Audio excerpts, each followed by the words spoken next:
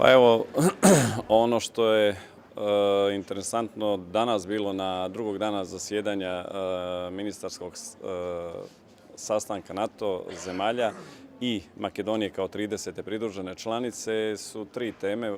Prije svega odnosi NATO i Ukrajine i tu je iskazana nedvosmislena podrška svih članica NATO alijanse Ukrajini i njenoj teritorijalnoj cjelovitosti i nezavisnosti. Osuđuju se akcije Rusije kako u Azovskom moru i sve ono što se dešavalo od 2014. na ovamo. Druga tema je operacije i misije koje se sprovode od strane NATO-a. Vi znate da Crna Gora aktivno učestvuje u nekoliko misija, dvije su pod okriljem NATO-a, dakle Afganistan i Kosovo i naravno ovo istrojeno prisustvo na istoku gdje je Crna Gora također uzela učešće u Latviji. U svakom slučaju razmatrana je situacija, iskazane su viđenja svih zemalja koje participiraju u tome, dogovorene su dalji koraci i akcije i treća, naravno, uvijek aktuelna tema, to su odnosi Evropske unije i NATO-a gdje je još jednom potvrđeno jedinstvo i to da je NATO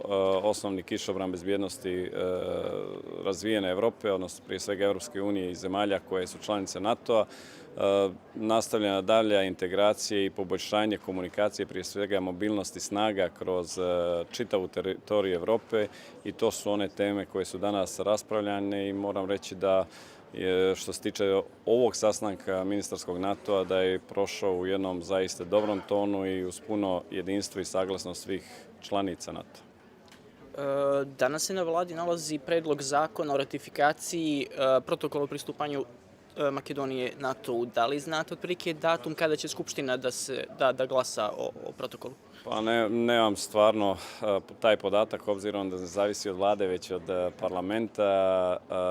Ja se iskreno nadam da će to biti već na prvom proljećnom zasjedanju. Vidjet ćemo, Makedonija je naš prijatelj, Makedonija je napravila jedan ogroman iskorak, riješila jedno veoma teško pitanje između Grčke i Makedonije.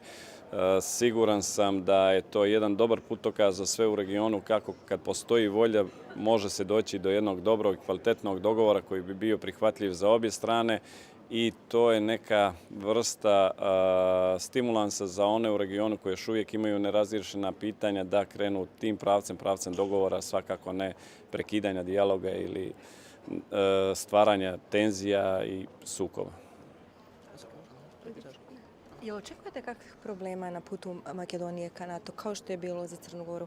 Jel očekujete jel bi mogla Rusija u datom momentu da, ne znam, spreči ovaj put do punopravnog članstva? Pa ja samo što mogu da kažem da sam uvjeren da makedonske institucije znaju da rade svoj posao, da se izbore sa svim uticajima koji se mogu desiti. Crna Gora je to uspjela, ne vidim zašto to ne bi uspjela Makedonija i mislim da je proces pristupanja Makedonije Sjevernoatlantskom savezu nepovratan proces i to će svakako doprinijeti stabilizaciji prilika na Zapadnom Balkanu i opet ponavljam da bude jedan stvarno dobar putokaz za ostale u regionu kako se dobrom voljom i dobrom vizijom može napraviti jedan vrlo kvalitetan projekat.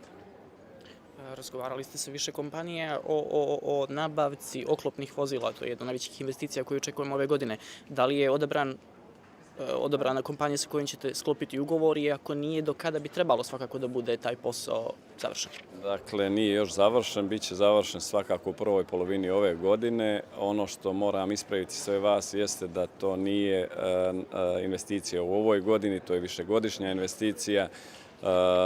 Obzirom na iznos same investicije, to je nešto što radimo sa našim partnerima, što će ojačati mobilnost, snagu i sposobnosti naše pješadije.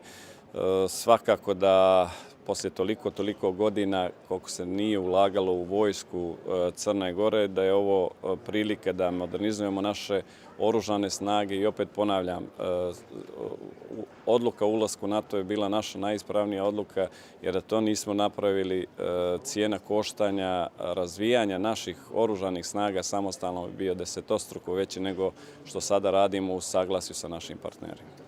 Imate li neku informaciju da li se ova interresorna komisija NATO odredila prema zahtjevu Crne Gore za pomoć u nabavci radara? Znači, da li je od NATO ili od neke zemlje članice? Dakle, tu smo u razgovorima sa našim partnerima, očekujemo tu donaciju bilo s jedne ili bilo s druge strane, da li direktno NATO ili nekih od partnera bilateralno. Odluka bi mogla bude donešena možda čak i ove godine. Ono što je bitno naglasiti da nabavka radara je naš nacionalni prioritet, dakle nije nešto što je prioritet same alijanse, jer želimo da imamo kontrolu svog vazdušnog prostora u našim rukama i to je nešto čemu ćemo se posvetiti svakako u narednom periodu, obzirom da i to veoma finansijski zahtjevna investicija, tražimo rešenja da to bude kroz jednu vrstu donacije umjesto kroz klasičnu nabavku od strane Crne Gore. Praksa to, recimo, da NATO donira tako veliku investiciju? Jeste praksa je ne samo nama, već i drugim zemljama. Taj radar koji NATO posjeduje ponuđen je svim zemljama koji iskaže interesovanje. Oni procjenjuju procjenu kome je najpotrebniji u datom momentu, prije svega sa potreba kompletne alijanse, manje sa nacionalnog, ali Crna Gora ima dobre šanse da dobije taj radar, tako da tu je manji problem. Ono što je nama od interesa jeste da vidimo i sa partnerima bilateralno koje su mogućnosti da možda nabavimo više nego jedan ili u suštini šta je najbolje s obzirom na reljef Crne Gore da pokrijemo potpunosti naš vazdušni prostor. Kako vidite inicijativu DF-a za formiranje prelazne vlade? Mislite li da je osnovana? Pa,